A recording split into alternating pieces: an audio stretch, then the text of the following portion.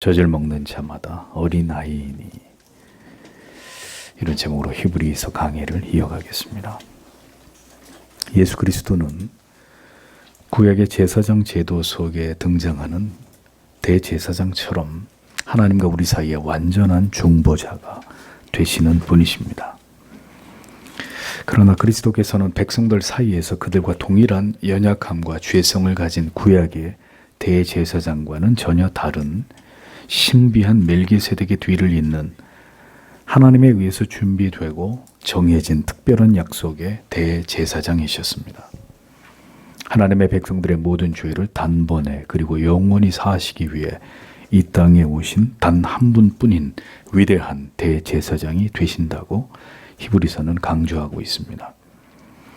예수 그리스도의 대제사장직은 바로 그가 우리의 죄의 문제를 완전히 대속하신 위대한 메시아이심을 보여주는 가장 상징적인 표현이기에 멜기세덱의 반차를 쫓는 제사장이라는 그리스도에 대한 소개는 매우 중요한 의미를 갖는 것입니다. 이와 함께 그리스도께서 이 땅에 인간의 모습으로 계시는 동안에 이 대제사장의 사명을 감당하시기 위해서 그분은 통곡과 눈물로 우리들을 위한 간구와 기도에 집중하신 모습을 통해서 더 분명하게 이 사실이 증명되었음을 성경은 말씀하고 있습니다. 그리스도께서는 이 위대한 대제사장으로서의 사명을 온전히 감당하신 것으로 인해서 모든 하나님의 백성들에게 영원한 구원의 근원이 되셨습니다. 그리스도의 이 대제사장직이 주는 이 말할 수 없는 감사와 감격은 그 위대한 대속의 사역으로 인해서 우리에게 영원히 살 길이, 하나님 앞으로 나갈 길이 열리게 되었다는 사실을 우리에게 보여줍니다. 신자는 우리에게 주어진 구원이 어떤 경로와 어떤 대가를 통해서 우리에게 주어졌고 그것이 완성되었는지를 분명히 알아야 합니다. 우리를 하나님의 자녀로 부르심은 결국 우리의 공로나 우리의 업적이나 우리 자신을 자랑하기 위함이 아니라는 것을 분명히 기억해야 합니다. 오직 예수 그리스도만을 높이는 삶의 그 목적과 당위를 성도는 진리 안에서 언제나 더 깊이 깨닫고 발견하는 은혜를 구해야 합니다. 그럴 때 이 세상의 그 무엇보다도 그 어떤 가치보다도 예수 그리스도께서 더욱 존귀하심을 잊지 않고 살아갈 수 있기 때문이고 그 믿음이 더 굳건해질 때 우리는 삶의 모든 고난과 시련과 절망과 괴로움을 넉넉히 극복해 나아갈 수 있기 때문입니다. 신앙이 흔들림 없이 계속해서 성장해 나아가고 성화되어 가기 위해서는 더 깊은 진리의 깨달음에 도달해야 합니다.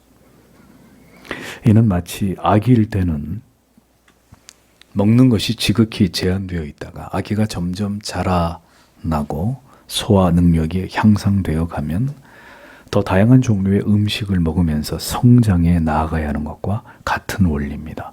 완전히 성인이 되면 이제는 더 질기고 단단한 더 고칼로리의 음식도 먹을 수 있고 이런 음식은 결국 에너지를 만들고 소모하는 데 유효하게 사용되기 마련입니다. 이제 성경은 히브리인들에게 그들이 핍박과 회유와 같은 어려운 환경에서 이 모든 것을 능히 이기기 위해서는 신앙이 그 자리에 가만히 머물러 있으면 안 되고 계속해서 자라가야 한다는 사실을 역설하고 있습니다. 그들에게 어려운 개념이 될 수 있겠지만 멜기세덱의 반차를 쫓는 대제사장으로서의 예수 그리스도를 설명하고 있는 이유도 그 때문입니다. 오랫동안 교회를 다녔어도 신앙에 대한 체계적인 지식이 현저히 부족한 경우 그의 믿음은 정상적으로 성장해 나아가기 어렵습니다. 무럭무럭 잘 자라는 나무가 있고 그렇다고 죽는 것은 아니지만 성장이 멈추거나 더디 자라는 나무도 있을 것입니다. 잘 자라는 소가 있고 늘 병들고 힘이 없는 살이 찌지 않는 소가 우리 안에 있을 수 있을 것입니다. 왜 믿음이 좀처럼 자라지 않고 신앙에 괄목할 성장과 변화가 보이지 않으며 늘 다람쥐 쳇바퀴 도는 그 수준의 신앙의 모습으로 오랫동안 정체되어 있는 것일까요? 오늘의 히브리서의 말씀 속에서 바로 이 부분을 생각해 보고자 합니다. 11절을 보십시오. 그에 관해서 우리에게 할 말이 많으나 진술하여 해석하기 어렵다. 너희가 듣는 것들에 둔하게 되어 왔기 때문에 라고 직역이 됩니다. 멜기세덱을 그리스도와 비교하면서 히브리서는 그리스도의 대제사장직에 관해서 설명하고 있습니다. 그리스도께서는 구약의 대제사장과 직무상 유사하나 그리스도는 멜기세덱처럼 하나님의 주권적인 뜻에 의해서 매우 특별한 사명을 감당하기 위해 이 땅에 오신 메시아이시다라는 것을 강조하고 있습니다. 그런데 그렇게 그리스도의 대제사장직과 멜기세덱에 대해서 이런 어려운 주제를 더 많이 설명하고 싶지만 이런 것을 이해할 수 있도록 잘 전달하는 데 어려움이 있고 무엇보다 이 말씀을 듣고 있는 히브리인들 그리고 모든 시대의 그리스도인들 가운데는 이같이 난해한 하나님의 말씀의 그 깊은 의미를 잘 이해하지 못하는 이들이 이러한 일에 둔감한 자들이 있어서 진리를 더 충분히 설명하는데 어려운 점이 있다는 사실을 성경은 말씀하고 있습니다. 성경의 많은 말씀들은 영적으로 아직 성숙하지 않은 사람들에게는 매우 난해하고 딱딱한 교리적 설명들로 이루어져 있습니다. 하나님의 말씀은 사람의 이성과 경험과 일반적인 지식 혹은 언어학적으로 볼 때 쉽게 이해되지 않는 많은 부분들을 담고 있습니다. 내용이 어렵고 때로는 무엇을 말씀하고 있는 것인지조차 잘 이해되지 않는 경우들이 더러 있습니다. 그렇기 때문에 하나님의 말씀이 설교가 잘 귀에 들리지 않고 마음에 새겨지지도 않으며 그러니까 졸음이 오고 딴 생각이 들기 마련이고 예배와 그 밖에 하나님의 말씀을 듣고 배우는 일에 대해서 실증과 권태를 피할 수 없는 일들이 일어나기 마련입니다. 영적인 이해력이 깊어지지 못하면 그만큼 진리를 깨닫는 범위도 좁아지기 마련입니다. 그러하기에 신자는 성경을 열심히 묵상하며 그 뜻을 깨닫는 일에 힘써야 되고 이 일에 성령의 도우심을 간절히 구하는 자들이 되어야 합니다.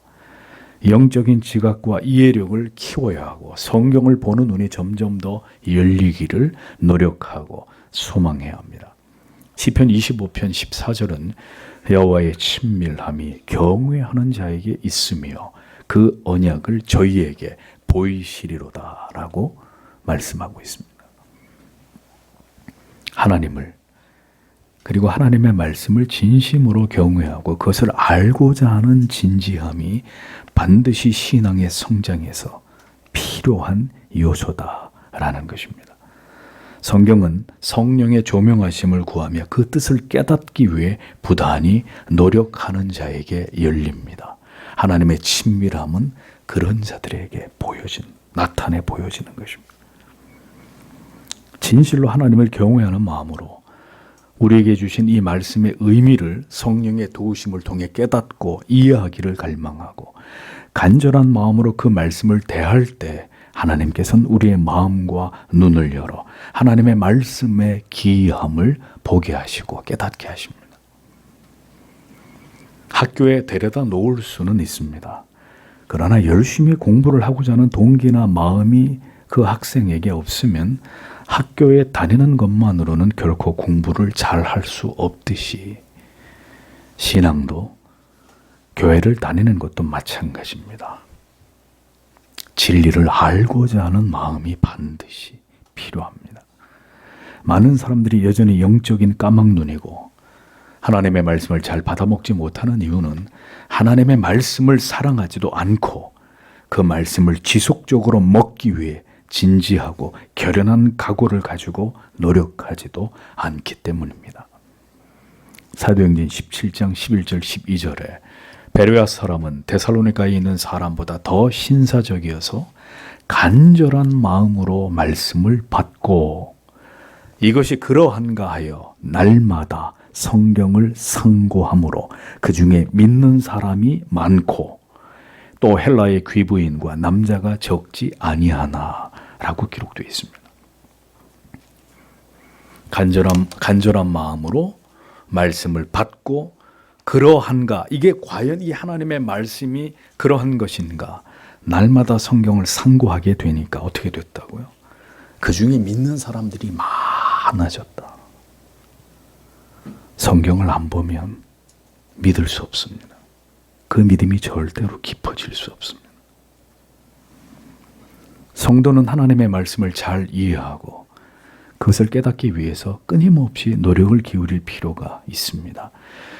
매일매일 한글을 배우는 어린아이가 한 단어에서부터 더듬더듬 시작해서 결국 한 문장을 말하게 되고 시간이 지날수록 급격히 어휘력과 논리력이 발달하면서 이제 말을 잘하게 되듯이 하나님의 말씀도 마찬가지입니다. 매일 그 하나님의 말씀을 읽고 묵상하고 들으면서 영혼의 귀가 열리고 영혼의 눈이 열리기를 사모해야 합니다. 그래서 그 말씀을 깊이 묵상하여 놀라운 은혜를 받고 자기의 삶의 것을 적용하고 자기를 부인함으로 십자가를 지는 삶을 감당하기 위해서 간절히 기도하는 삶을 성도는 살아가야 되는 것입니다. 여러분, 시험을 보고 상급 학교에 진학을 하거나 자격증을 따는 일이 쉬운 일입니까? 어려운 일입니까? 어려운 일이죠. 그러나 목표한 것이 있으면 어떻게 합니까? 열심히 책상에 앉아서 하루도 빠지지 않고 공부를 합니다. 어려우면 포기하나요? 열심히 공부해서 그 문제를 해결하려고 할 것입니다. 그 자격증을 따고 원하는 학교에 들어가고 승진을 하고 직장에서 주어진 일이나 사업을 하는 일도 마찬가지일 것입니다. 머리를 짜내서 어떤 문제를 해결하기 위해 매출을 올리기 위해 최선을 다할 것입니다. 하루에 3시간씩 10년을 아니면 하루에 10시간씩 3년을 어떤 일에 노력하면 그 일의 전문가가 된다고 합니다. 이것은 미국의 콜로라도 대학교의 심리학자 앤더스 에릭슨이 1993년 미국에서 발표한 1만 시간의 법칙이라는 제목의 논문입니다.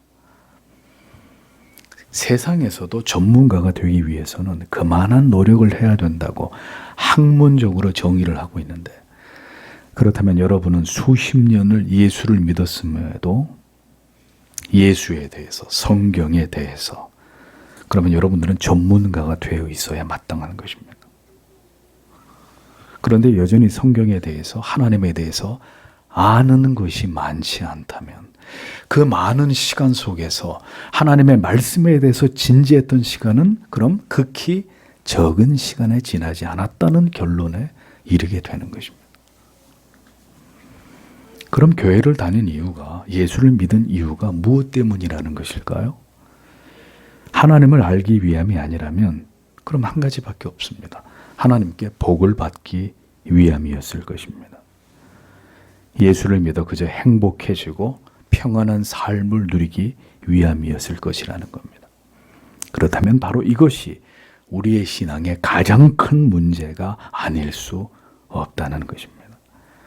히브리서의 저자는 예수 그리스도의 탁월성에 대해서 다각도로 여러 대상과 비교하면서 이것을 논증해 오고 있습니다. 그런데 이 지점에서 영적으로 미숙한 자들에게 기독교의 핵심 교리를 전하고자 할 때 부딪히게 되는 문제점에 대해서 논하고 있는 것을 볼 수 있습니다.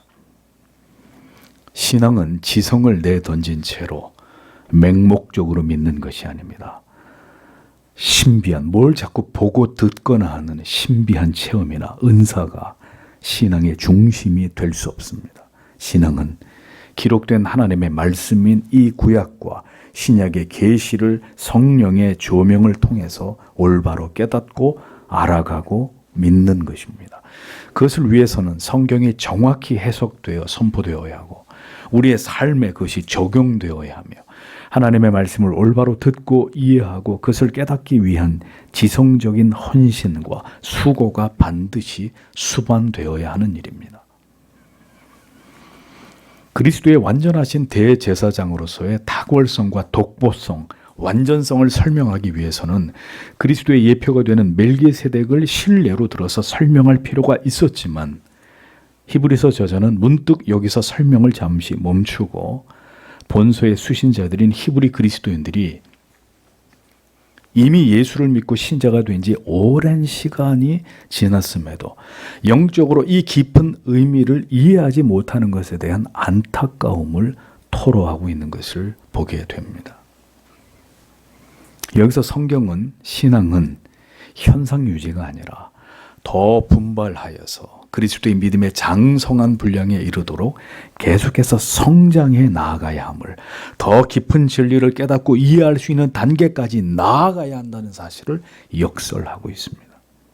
그리고 그렇게 되어져가는 과정 속에서 신자는 어떤 일들을 각오해야만 되는지를 강조하고 있는 것이 오늘의 본문의 말씀의 내용입니다. 이어지는 12절을 보십시오.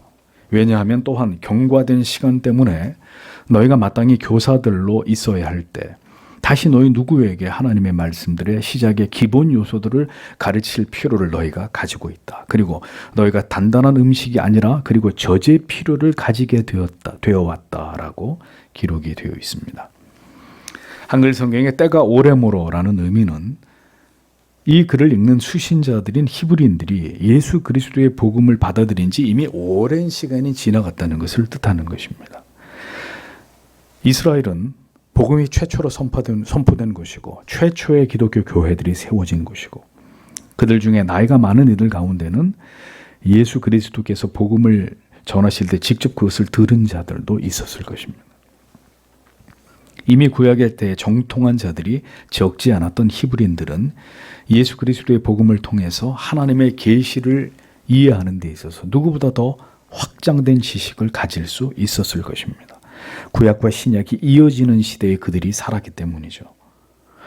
문제는 그러한 조건 속에서 신앙의 연륜이 그만큼이나 오래되었음에도 그들은 성경을 가르칠 수 있는 성경의 정통한 교사가 되어 있을 법한 이런 시간이 훨씬 지나갔지만 하나님의 말씀의 기초적인 요소들, 구원에 대한 기본적인 교리들조차도 또다시 누군가에게 배워야 될 만큼의 여전히 신앙의 초보적인 수준밖에 이르지 않았다는 사실을 지적받고 있었습니다.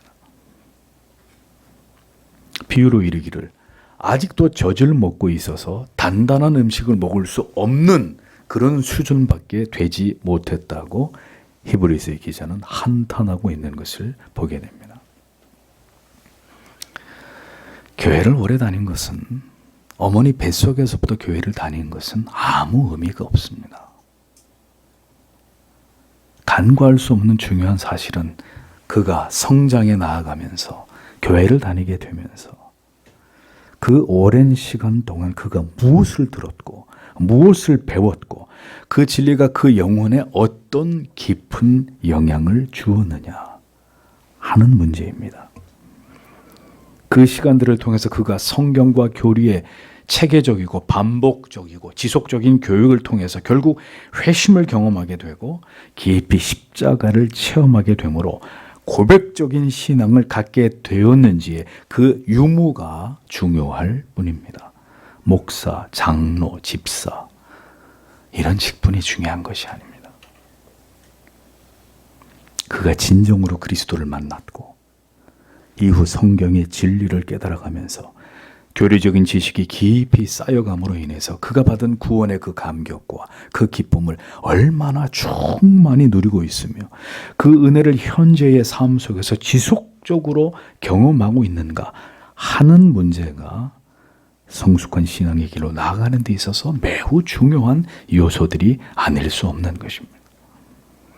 교회를 다니기는 했지만 그 신앙의 중심이 말씀이 아닌 기독교적인 그저 친숙한 문화를 경험하는 것이 지금까지 전부였다면, 그래서 찬양도 부르고 눈물도 흘리고 기도를 하는 이런 일들이 있었어도 정작 하나님의 말씀에 대해서 그 깊이가 자라지 않았다면, 하나님의 말씀의 그 깊고 반드시 깨달아야 될 단단한 음식을 먹어본 적이 없었다면, 아무리 교회를 오래 다녔어도 이신칭의 의미도 예정의 교리조차도 삼위일체 하나님에 대한 이런 그릇된 개념에 대해서도 또 고차원적인 성경의 여러 진리에 대해서, 교리에 대해서 그것을 올바로 알고 있지 않다 하면 그 믿음은 초보적인 어린아이의 그것이 될 수밖에 없는 것입니다. 어떤 그리스도인들은 말합니다. 교회 다니고 예수 믿기만 하면 되지. 우리가 신학생입니까? 목사가 될 것도 아닌데 뭔 그리 어려운 교리를 우리가 배워야 됩니까? 라고 불평합니다. 예정을 모르면 어떻고, 그리스도의 의가 주입이냐 전가냐, 이게 그렇게 중요한 문제입니까?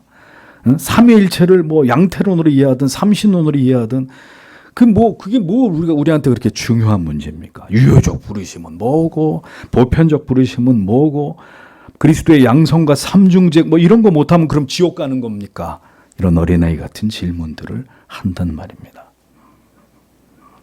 창세기의 저자가 누군지, 로마서의 저자가 누군지, 십계명을 정확히 외우거나 있는지, 예수님의 12제자는 누군지, 바로에게 내린 10가지 재앙들을 정확히 암기하고 있는지, 그리스도인들의 이것을 지금 정확히 다 얘기할 수 있는 그런 그리스도인들의 수는 여러분들이 생각하는 것 이외로 굉장히 소수에 지나지 않습니다. 하나님은 스스로 돕는 자를 돕는다라는 말이 성경에 나오는 말이냐고 질문했을 때 미국의 복음주의 그리스도인들의 80%가 그렇다라고 대답했습니다. 하나님이 아니라 하늘은 스스로 돕는 자를 돕는다. 누가 한 말입니까? 벤자민 프랭클린이 한 말입니다. 근데 그게 성경에 나온다고 믿는다 이거죠. 복음주의. 미국의 복음주의 크리스천들의 80%가. 오늘날 그리스도인들은 도대체 뭘 얼마나 알고 있는 것일까요? 부끄러움을 알아야 합니다. 그렇게 오랜 세월 교회를 다녔지만 성경에 대한, 교리에 대한 우리의 지식이 어느 정도인지를 여러분 생각해 보십시오. 만약 시험을 본다면 성경에 대한 우리의 성적표는 몇 점이 될까요? 히브리서의 말씀에 따르면 바로 그렇게 오래 교회를 다니고 예수를 믿는다 하면서도 성경의 깊은 지식에 대해서 무지하고 무관심하기 이를 데 없는 그런 자들이 젖이나 먹고 단단한 식물을 먹지 못하는 아직도 어린아이 같은 믿음을 가진 자라는 것입니다. 하나님의 말씀에 대한 지식의 무게가 지극히 가볍기 그지없는 신앙, 바로 어린아이 같은 믿음이다라는 것입니다. 성숙한 믿음은 성경을 향해서 멈추지 않는 열심으로 기록된 말씀을 배우고 깨닫고 이해하고 적용하기 위해 노력합니다. 그래서 그의 언어 속에서도, 그가 보여주는 삶 속에서도 그리스도의 사랑으로 언제나 자기를 희생하고 섬기면서 어떤 순간에도 하나님을 예배하는 것이 가장 큰 기쁨이고 감격이 되는 모습으로 드러나게 되어 있습니다. 내게 있어 가시 같은 까다로운 사람일지라도 그를 품고 그를 위해 기도하고 따뜻한 손을 내밀어 줍니다. 그가 성숙한 그리스도인입니다. 어린아이 같은 믿음 역시 그의 삶에서 그가 보여주는 모든 말과 행동 속에 감추어지지 않고 고스란히 드러나게 되어 있습니다.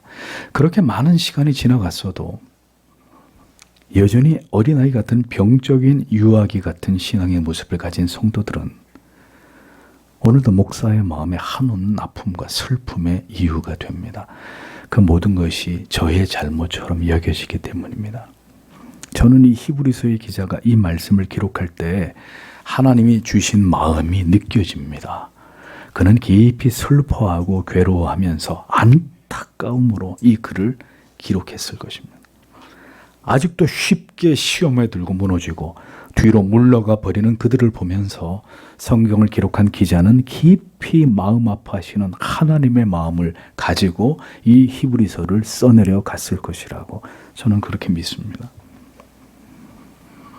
자라지 않는 아이를 바라보는 부모의 심정은 그것을 겪어본 사람이 아니면 쉬 이해하기 어려울 것입니다. 성장이 멈추어버린 아이를 바라볼 수밖에 없는 그 고통. 하나님께서는 그 마음을 이렇게 성경 속에 담아 두셨습니다. 너희가 마땅히 선생이 될 터인데 너희가 다시 하나님의 말씀의 초보가 무엇인지 누구에게 가르침을 받아야 할 것인지 젖이나 먹고 단단한 식물을 못 먹을 자가 되었도다.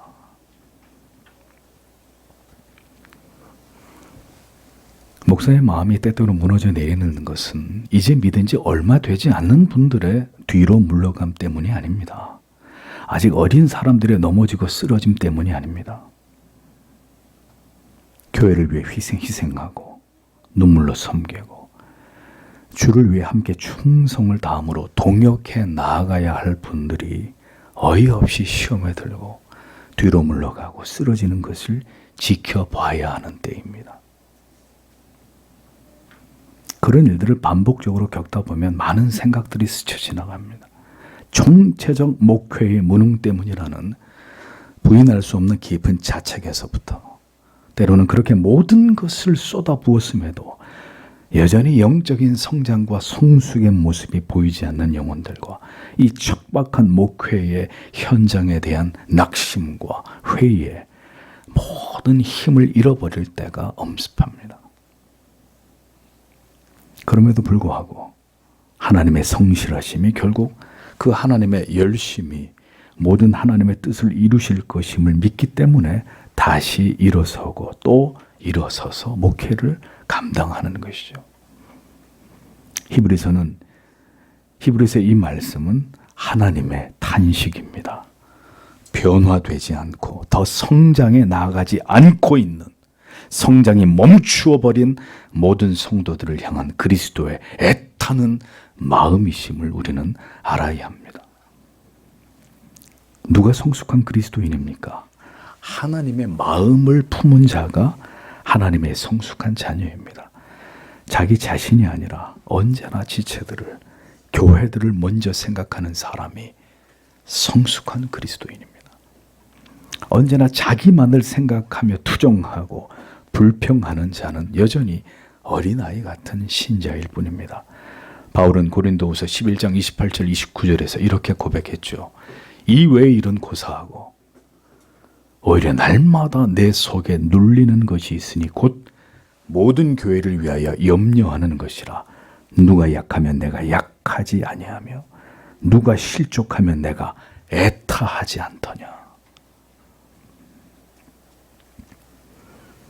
아버지의 마음으로 함께 아파하고 함께 괴로워하고 그 마음으로 기도하고 섬기고 붙들어주고 다가가 위로해 줄 수 있는 사람. 하나님의 마음으로 오래 참아주고 기다려주고 아픈 줄 알지만 채찍을 들 수밖에 없는 그들이 진정으로 성숙한 그리스도의 사람들입니다.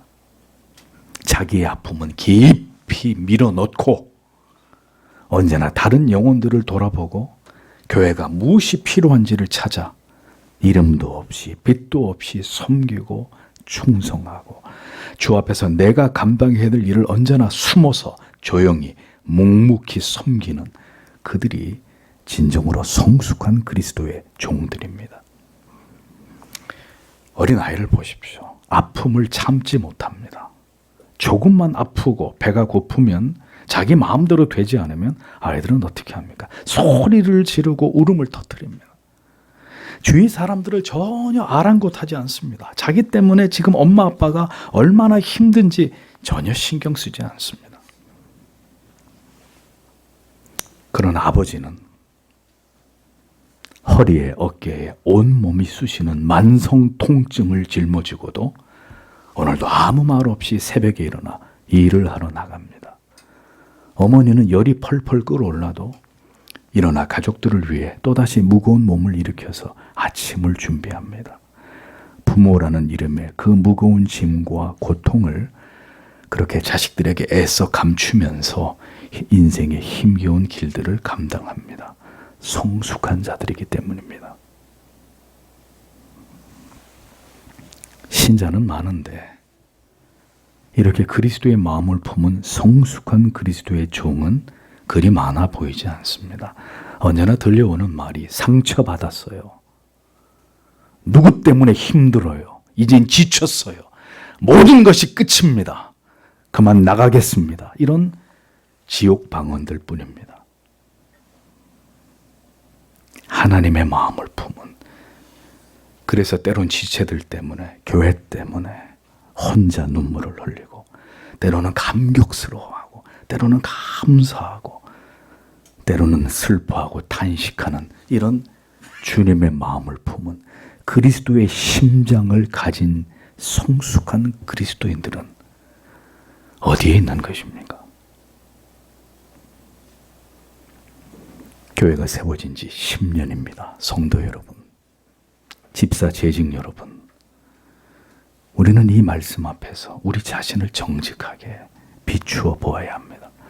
하나님께서 오늘 우리들에게 무슨 말씀을 하실지를, 오늘까지 나의 모든 신앙과 그 삶에 대해서 하나님이 어떤 냉정한 평가를 해 주실지를 깊이 생각해 보십시오.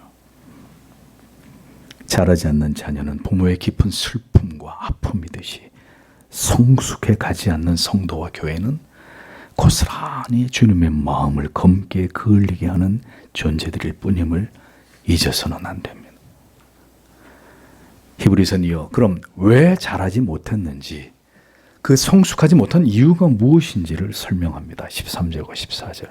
왜냐하면 젖을 함께 나누는 모든 자는 의의 말씀을 잘 알 수 없기 때문이다. 왜냐하면 그는 유아이기 때문이다. 그러나 단단한 음식은 장성한 자들의 것이다. 그들은 지각의 실행 때문에 선과 그리고 악의 구별을 위하여 훈련되어 왔던 지각들을 가지고 있다. 이렇게 직역이 됩니다. 단단한 식물을 먹을 수 없는 자는 여전히 젖을 먹는 자를 의미합니다. 젖을 먹는 자는 어린아이 같은 믿음을 가진 자로 의의 말씀을 경험하지 못한 자다. 성경이 이렇게 말씀합니다. 아기에는 엄마의 젖이 전부입니다. 그 이상은 소화시킬 능력이 아직 없기 때문이죠. 그런데 아이가 성장해 가는데도 계속 젖만 먹으려고 한다면 이건 보통 문제가 아닙니다. 이유식을 하고 이후에 밥을 먹고 부드러운 음식부터 시작해서 결국 질긴 고기까지 소화시킬 수 있는 성장한 사람이 되어 가야 정상입니다. 몸은 자라서 성인이 되었는데 단단한 음식을 먹지 않으려고 한다면 성경은 그를 어린아이 같은 자라고 말씀합니다. 단단한 음식, 더 깊은 진리를 깨닫고 더 강력한 말씀을, 때로는 책망과 훈계의 말씀까지도 듣고 그것을 마음에 새길 수 있을 만큼이 되어야 하는데, 조금만 엄마 아빠가 소리를 지르면 이내 눈물을 터뜨리는 아이처럼 잘 알아듣지도 못하고 훈계와 책망도 받아들이지 못합니다. 그가 바로 영적인 어린아이입니다. 하나님께서는 말씀을 통해서 분명하게 우리에게 하나님의 뜻을 전하십니다. 그래서 성경은 하나님의 말씀을 빛으로, 등불로 표현합니다. 하나님은 강렬한 빛으로 우리의 영혼 가운데 말씀하시지만 문제는 우리의 우둔함과 어리석음으로 인해서 그 강렬한 빛의 대부분이 가리워지게 됩니다. 온 마음으로 그 말씀에 집중하고 언제나 그 말씀을 사모하는 삶이 이어질 때 우리는 예배를 통해서 하나님의 말씀을 받아 먹으면서 영원히 자라갈 수 있는데, 언제나 우리의 마음 안에는 타락한 감정들이 이끼처럼 끼어 있습니다. 그래서 말씀을 들을 때 거부감이나 반항심, 불편한 마음을 갖게 만듭니다. 거기에 더해서 육신의 욕망이나 탐욕, 자존심, 세상의 물질에 대한 염려, 사람에 대한 갈등, 적개심, 이런 등등이 우리 영혼 가운데 깨어진 유리 조각처럼 넓게 퍼져 있어서 하나님의 말씀을 온전히 받는데 언제나 회방을 받게 만듭니다. 하나님의 말씀에 대한 집중보다는 언제나 세상에 속한, 내 자신에 속한 공허한 것들에 항상 마음을 빼앗기기 십상입니다. 그러니 심오하고 깊은 진리가 우리가 반드시 깨달아야 될 하나님의 말씀에는 번번이 집중할 수 없고, 무엇인가를 깨닫거나 얻을 수 있는 날들이, 얻을 수 없는 날들이 지루하게 이어지게 되는 것입니다.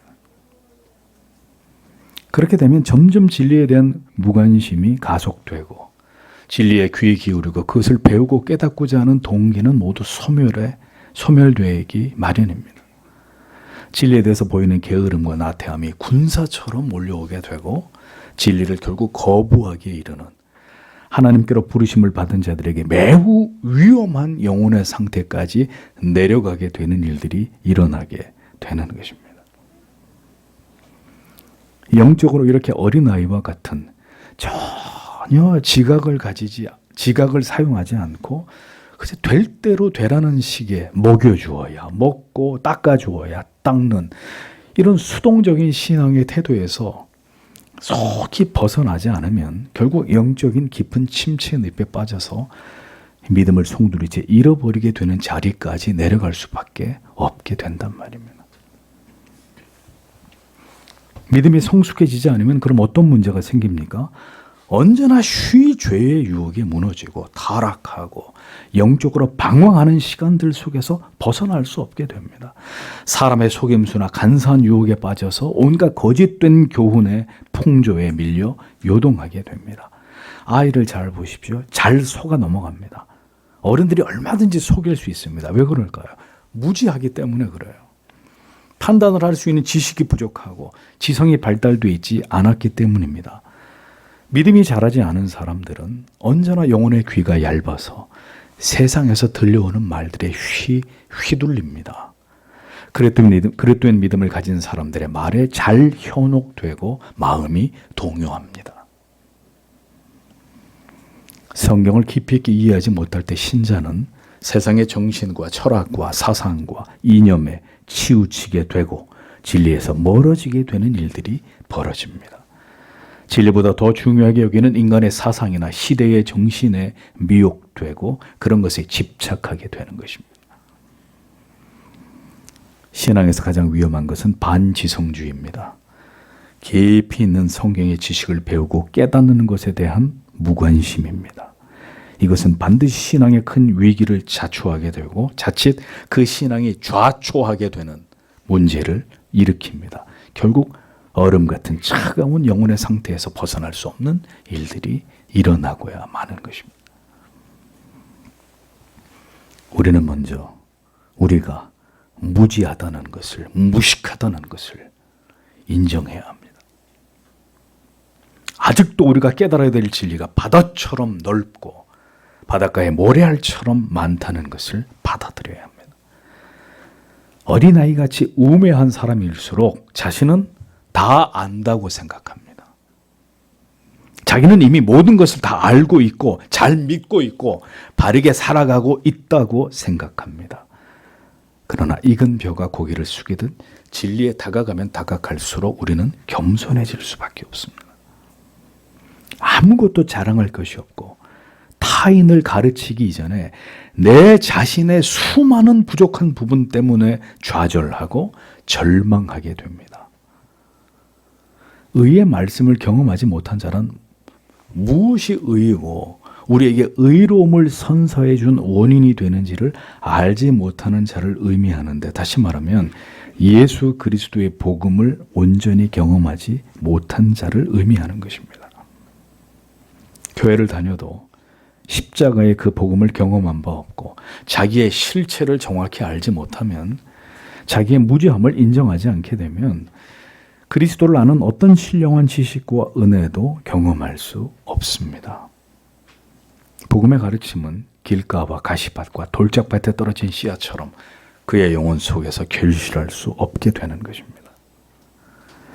젖을 먹을 수밖에 없는 자, 이 땅에서 물질적인 축복과 번영과 형통만이 전부라고 믿는 자들은 진실된 복음 안에서 예수 그리스도의 십자가를 경험하지 못한 채로 종교 생활만을 해왔기 때문입니다. 기독교는 말씀을, 복음을, 그 진리를 경험하는 종교입니다. 말씀이 아닌 다른 가치를 추구하거나 그것을 갈구하는 신앙은 성경이 말씀하고 있는 신앙이 아니며, 따라서 그런 믿음은 결코 성숙의 길로 나아갈 수 없는 믿음이라는 것을 기억하십시오. 어린아이, 헬라어로 네피오스, 유아를 가리킵니다. 유아. 올바른 언어를 구사하거나 정상적인 의사소통을 할 수 없는, 말의 의미를 이해하는 능력이 현저히 결핍된 이런 상태나 옳고 그른 것을 분별할 수 없는 도덕적 기준이 없는 그 마음의 유치함을 가리키는 것입니다. 영적으로 성장하지 못한 자는 언제나 하나님의 말씀이 그 마음에 풀리지 않는 수수께끼처럼 남아있게 됩니다. 그것이 누구의 잘못이란 말입니까? 성경이 잘못된 것입니까? 아니면 그들을 가르치는 자들의 문제입니까? 당신의 몸은 어린일지 모르나 그대의 영혼이 아직 유아기에 머물러 있어 자라지 않고 있음을 누구를 탓하고 원망한단 말입니까?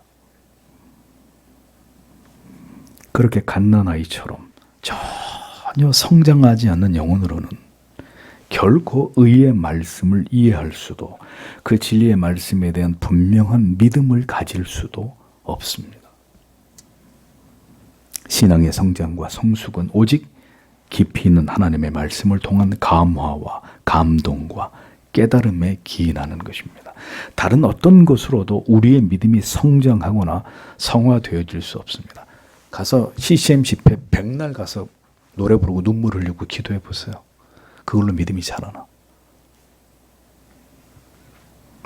성령의 은사가 중요한 것이 아니라 성령의 열매가 나타나는 것이 더 중요한 것임을 우리는 분명히 알아야 하고, 성령의 열매는 오직 하나님의 말씀이 주는 그 풍성한 생명의 깨달음이 그 영혼 가운데 깊이 각인되고 그의 인격을 숙성시켜서 그의 삶으로 드러나게 되는 것입니다. 젖을 먹는 자와 대조를 이루는 단단한 식물을 먹을 수 있는 장성한 자에 대해서 이어지는 말씀이, 저희는 지각을 사용함으로 연단을 받아 선악을 분별하는 자들이다, 이렇게 표현을 합니다. 자, 지각을 실행함으로 인해서 선과 악의 구별을 위해 훈련되어 왔던 자들이다, 이런 의미거든요. 젖이 갓난아기의 음식이라면 단단한 음식은 성인의 것입니다. 장성한 자라고 번역된 헬라어의 원형은 텔레이오스인데 그 의미는 완전한, 성숙한, 장성한, 이런 뜻입니다. 즉 분별 있는 나이에 도달한 성년을 가리킵니다. 영적인 의미는 그리스도 예수 안에 거하는 사람, 진리를 깊이 깨닫고 경험하면서 그 믿음이 성장해 나아가는 사람을 가리키는 것입니다. 신앙의 성장과 성숙은 그의 영혼이 오직 예수 안에 있을 때, 올바른 진리의 꼴을 먹을 때 가능한 것입니다. 성경의 바리새인들, 서기관들, 사두개인들, 에스네파 역시 그 누구보다도 하나님의 말씀을 연구하고 진리를 잘 안다고 자부했던 자들이었습니다. 그러나 그리스도 없이, 성령의 도우심 없이 진리에 도달하려고 했던 그들의 노력의 결과는 무엇이었습니까? 진정으로 하나님을 사랑해서가 아니라 고스란히 자기의 의로, 자기의 물질적인 이익의 재료로 삼아 하나님의 말씀을 지식적으로만 알고자 했을 때 그들의 모습은 하나님이 보시기에 가증함 그 자체였습니다. 그리스도 안에 거할 때, 그가 진정으로 진리 안에 거하며 그 말씀의 깊은 깨달음을 얻을 때 비로소 그는 그리스도를 닮아 그 믿음이 성장해 나아갈 수 있는 것입니다.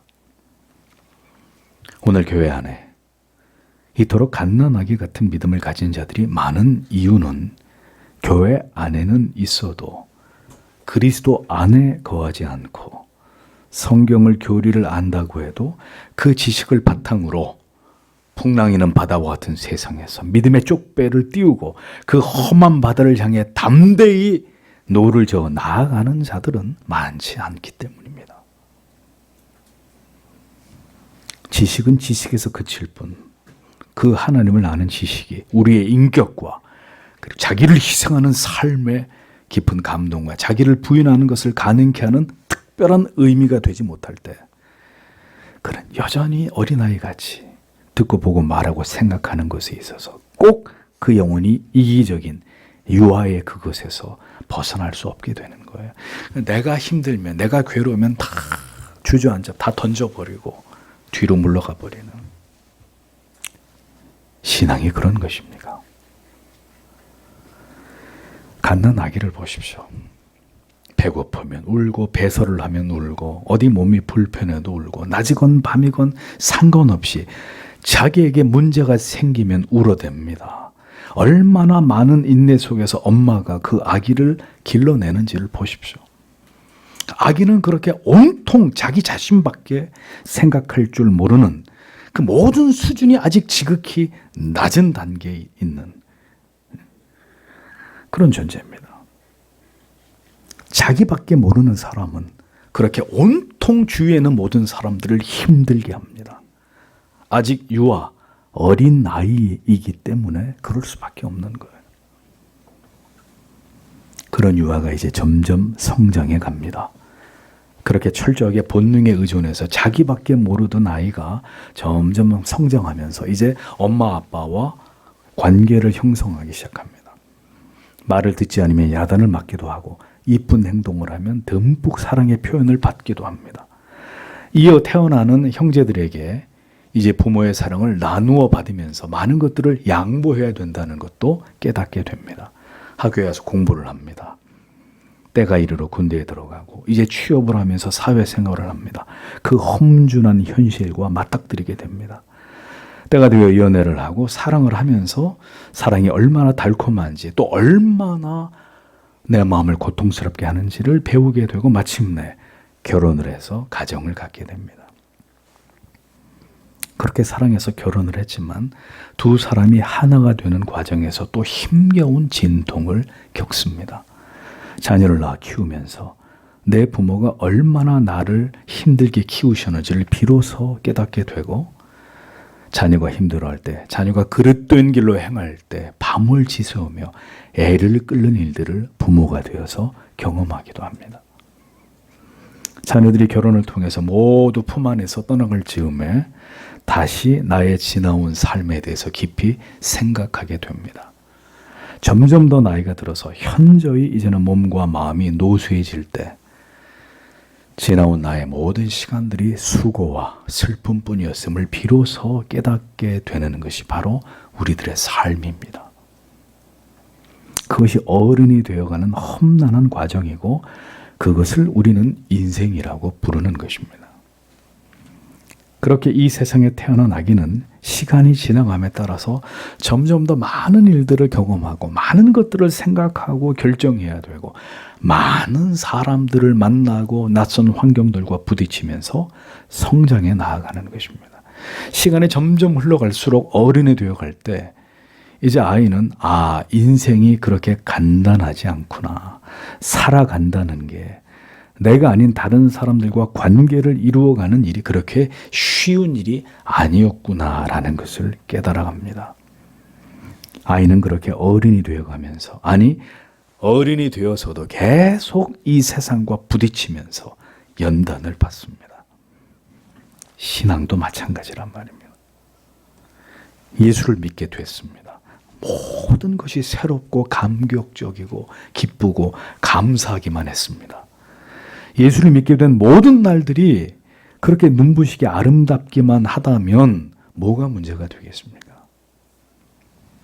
구원의 감격에 대한 뜨거운 눈물과 영혼의 희열이 조금씩 사라져갈 무렵에 이제부터는 신자로 치열하게 살아가야 되는 이 사명과 이에 대한 거룩한 부담이 점점 증가하게 됩니다.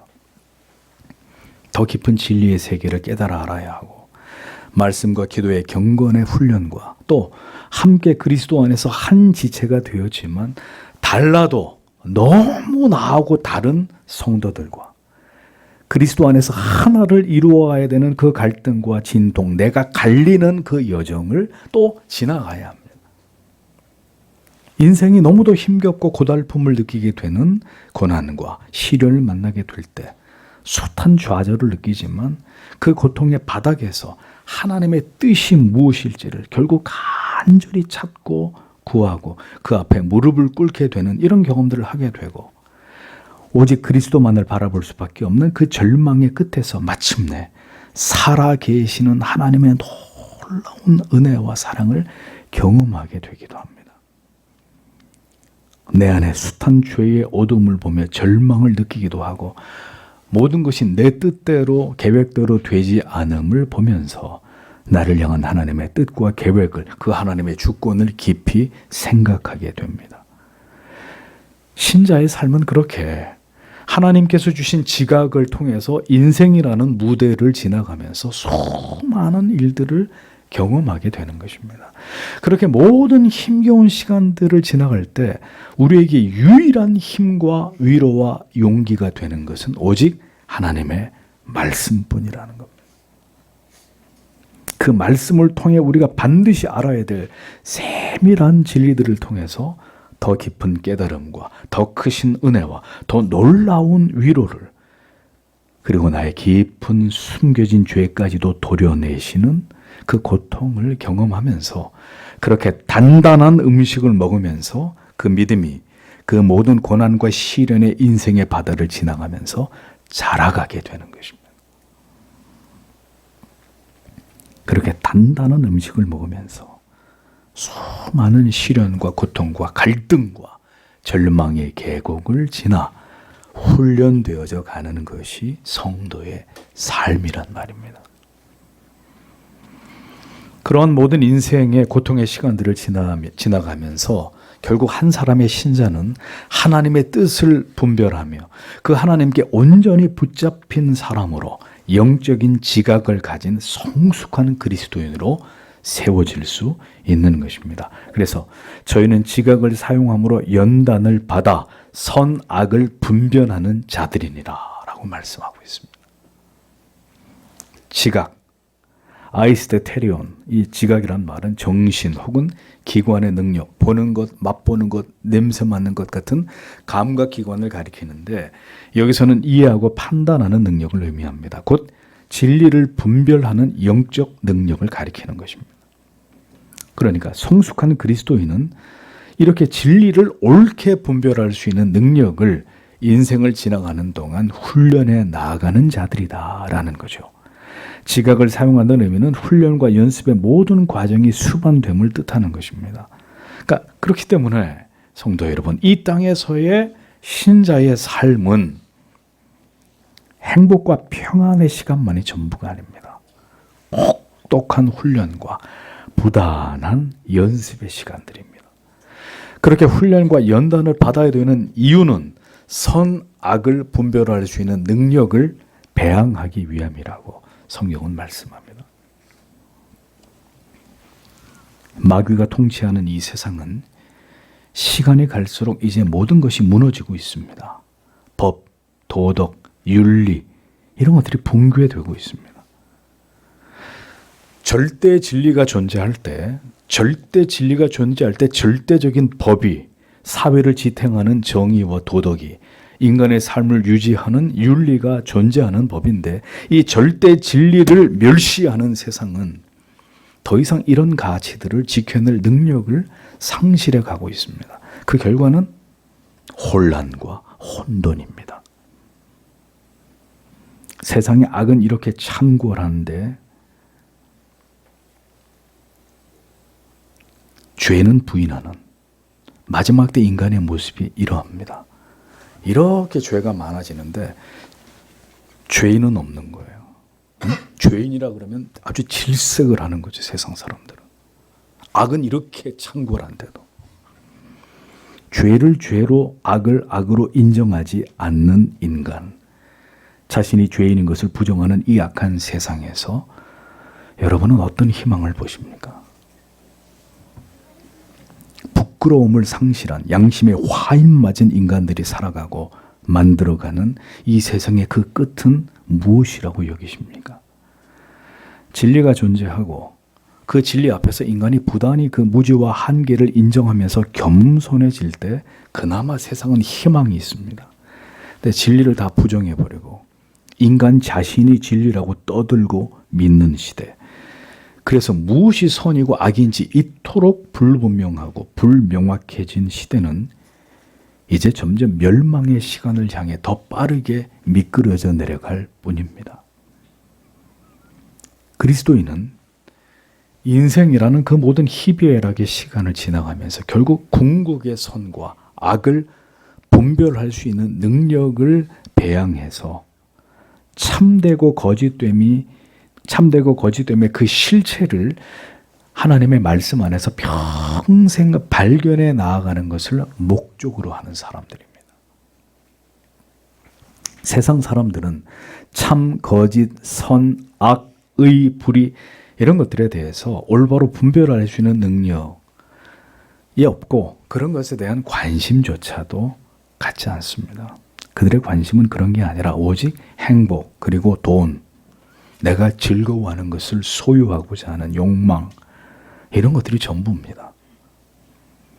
그러나 그리스도인들은 무엇이 궁극의 선이고 궁극의 악인지, 무엇이 진리고 진리가 아닌지, 무엇이 진정한 믿음이고 이것은 그릇된 믿음인지, 결국 이런 주제들에 대해서 정의를 내리고 그것을 분별하는 것이 그 인생에서 매우 중요한 과제인 사람들입니다. 영적으로 무엇이 옳은지 그른지를, 무엇이 죄이고 무엇이 하나님의 뜻인지를 분별할 수 없다면 그럼 그의 삶과 그의 영혼은 어떻게 되겠습니까? 선과 악을 구별하지 못하는 자가 어떻게 하나님의 뜻을 위해 살고 하나님께 영광을 돌리는 삶을 살아갈 것이고 어떻게 그가 하나님의 사람이 될 수 있겠습니까? 오늘도 선과 악의 경계선에서 위태로운 삶을 살아가고 있는 많은 교인들을 봅니다. 인간이 연약해서 어찌할 수 없는 한계가 있겠지만 그러한 정처 없는 삶을 살아가는 가장 명백한 이유는 그가 선과 악을 분별할 능력과 지혜를 아직도 예수 안에서, 진리 안에서 발견하지 못했기 때문이고 그것을 위한 치열한 연단을 아직 받지 않았기 때문이라는 것입니다. 복 있는 사람은 주야로 그 말씀을 묵상하는 자라고 성경이 말씀하는 이유는 결국 성경의 진리를 통해서 영혼이 깊은 깨달음을 얻어 절대 선과 절대 악에 대한 기준이 한 영혼 안에서 명확해지지 않으면 그는 결코 구원받은 하나님의 사람이 될 수 없기 때문입니다. 사탄 마귀는 이 세상에서 절대적인 하나님의 진리를 지워버린 채 선과 악의 기준점을 모호하게 만들려고 하고 있습니다. 이 성경만 지워버리면 그것이 얼마든지 가능하고 하나님의 자리에 인간을 올려놓으면 이제 모든 인간들을 마귀의 손 아래 둘 수 있기 때문에 모든 걸 다 통합시켜버리고 모든 가치 판단의 척도는 더 이상 인간을 스스로 피곤하게 만드는 인간의 이성도 아니고 단지 이제는 뭐예요? 인간의 마음, 인간의 느낌이라고 속삭입니다. 네 하고 싶은 대로 해. 그게 정답이야. 네 인생이야. 네 마음대로 하면 되는 거야. 법, 윤리, 도덕 개나 주라고 해. 네가 하고 싶은 대로, 네 마음대로 네가 즐거운 인생을 살아. 선악과를 따먹어. 영원히 살 수 있어. 하나님처럼 되는 거야. 하나님께서 벗어나. 네 인생만 피곤해질 뿐이야. 하나님에게서 도망쳐. 여성들이여 가정을 버리고 도망쳐서 당신의 인생을 사시오. 페미니스트들이 하는 얘기 아닙니까? 다 벗어나라는 거야. 다 너만 생각하라는 너만. 세상은 참 모순됩니다. 남자를 더 이상 남자라고 하지 않고 여자를 여자라 하지 않은 세상을 만들어가면서 인간으로서 지켜야 될 하나님이 부여한 천부적 절대 기준과 그 질서들은 다 부정하고 파괴하면서 그러면서 뭐라 그래요? 인간은 모두 평등해야 되고 정의로워야 된다는 궤변을 늘어놓습니다. 진리를 버린 인간들이 무슨 수로 평등해지고 무슨 수로 정의로워질 수 있습니까? 그런 숭고한 가치를 논할 자격이 타락한 인간들에게 있느냐? 진리가 말씀하고 있는 하나님 앞에서의 인간의 책임과 의무는 다 지워버리면서 인간을 위해 인간이 어떤 책임을 져야 하는지에 대해서만 목소리를 계속 높입니다. 그렇게 인간은 또다시 인간 자신이 하나님의 자리에 오르려는 사악하고 참남한 짓들을 멈추지 않고 있습니다. 그래서 결국 이 세상은 멸망의 길, 붕괴의 길로 갈 수밖에 없는 것입니다. 절대 진리, 절대 기준은 다 파괴하면서 인간들에게 인간이 지키기를 원하는 어떤 시대적 기준을 말하고 강요할 때 과연 그것을 지킬 능력이 인간에게 있겠느냐? 그것을 지킬 인간들이 존재하겠느냐? 세상은 결국 공멸의 길로 대혼란 속으로 빠져들 수밖에 없는 것입니다. 그것이 마귀가 노리는 것입니다. 인간은 인간 안에서 결국 스스로 답을 찾을 것이라는 것이 바로 인간 중심의 진보적 사고입니다. 인간은 가만히 내버려 두면 다 해결된다. 지가 알아서 다 답을 찾는다. 이렇게 말합니다. 이래라 저래라 할 필요가 없이 자기가 하고 싶은 대로 놔두면 알아서 다 행복을 찾아서 살아간다고 믿습니다. 철저하게 하나님이 존재하지 않는, 십자가가 필요 없는 무신론적이고 진화론적인 인본주의에 입각한 사고입니다. 자, 그런 인간들에게 그리스도가 뭐 때문에 필요하고 하라 하지 말라 하는 이 성경이, 이 절대적 진리가 그런 자들에게 뭐가 이게 중요하겠습니까? 모두 하찮은 비웃음거리가 될 수밖에 없겠죠. 그렇기 때문에 성경은 결코 인간에게 답이 없다고 선언합니다. 인간에겐 선과 악을 구별할 능력이 없다고 말씀합니다. 그럴 능력이 있다면 왜 이 세상의 전쟁과 사회적 갈등이 끊이지 않습니까? 왜 교도소는 죄인들이 넘쳐납니까? 왜 범죄는 쉬지 않고 일어납니까? 답은 오직 진리 안에 있고 그 진리 속에서 무엇이 선이고 무엇이 악인지, 무엇이 의고 무엇이 불의인지, 무엇이 합법이고 무엇이 불법인지를 깨달아 배우고 아는 것만이 인간이 이 세상에서 올바로 존재하는 방식이라는 것을 말씀하고 있습니다. 그러나 그것을 발견하고 깨닫게 되어 결국 그것을 분별할 수 있게 되는 것은 모든 사람들이 아니라 오직 하나님의 사람들, 성도들만 마침내 진리를 발견하게 되고 모든 삶을 통해서 결국 선, 악을 분별하는 자들로 세워지게 되는 것이다. 성경이 말씀하고 있는 것입니다. 선과 악의 경계선을 모호하게 만들고 궁극에는 이것을 무너뜨리려고 하는 것은 모든 인간들을 파멸로 몰아넣으려는 사탄의 계략입니다. 모든 것을 다 뒤섞어가지고 뭐가 옳은지 뭐가 그른 것인지 분별하지 못하게 만들어야 인간은 그 무지의 어둠 속에서 더 마음껏 악을 행할 수 있지 않겠습니까? 더 어두워져야, 인간의 지각이 더 혼란 속에 빠져들어가야 더 많은 죄를 범하고 더 하나님을 두려워하지 않은 채로 멸망을 향해 가속도를 내지 않겠습니까? 그러나 거듭난 자의 영혼에는, 그리고 날마다 하나님의 말씀의 거울 앞에 서는 성숙한 그리스도인의 양심은 언제나 칼날처럼 죄의식이 서 있단 말이에요. 무엇이 죄고 무엇이 하나님의 마음을 아프시게 하는 것인지 여기에 대해서 매우 명민한 영혼의 상태를 유지합니다. 왜?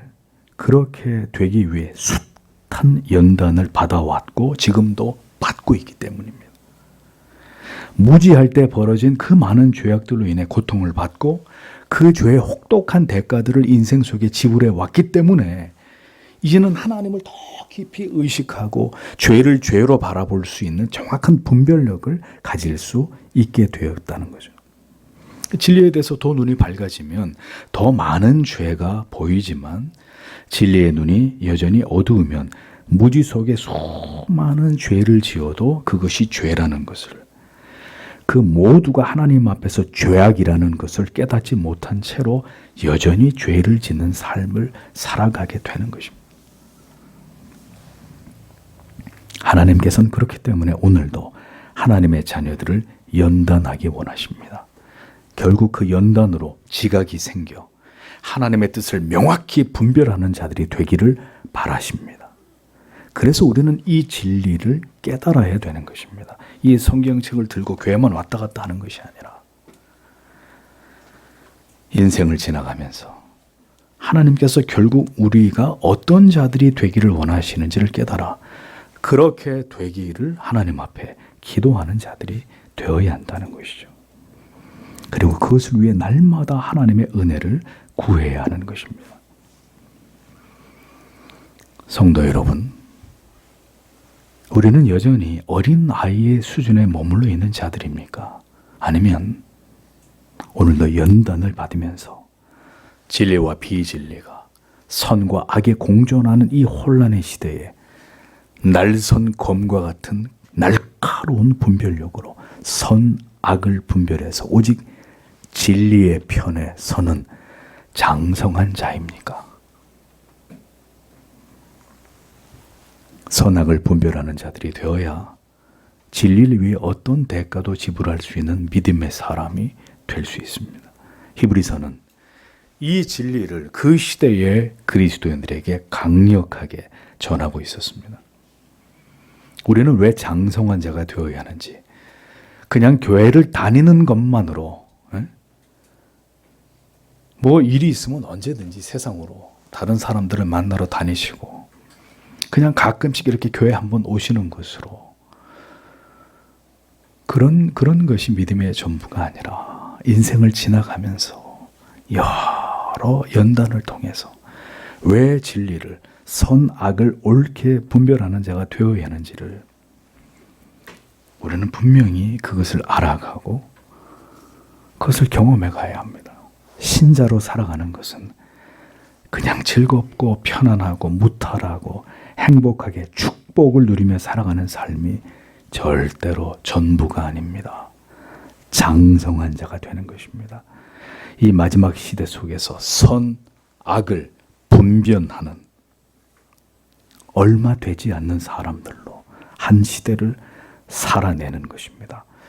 모든 사람들이 아니오라고 할 때 진리의 편에 서서 예라고 이야기하고, 모든 사람들이 그것이 옳소라고 얘기할 때 우리는 하나님 편에 서서 그것은 아니오라고 말할 수 있는 선, 악을 분별하는, 그래서 진리를 지켜내는 그것이 하나님의 백성들을 향하신 하나님의 뜻이고 우리가 열심히 진리를 통해서 자라가야만 되는 명백한 이유가 되는 것이라는 것.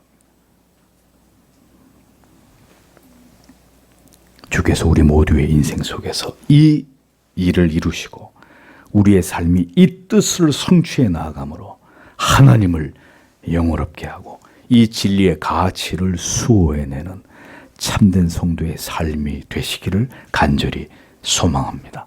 하나님의 은혜와 신령한 복이 여러분 모두에게 함께 하시기를 축복합니다. 기도하겠습니다.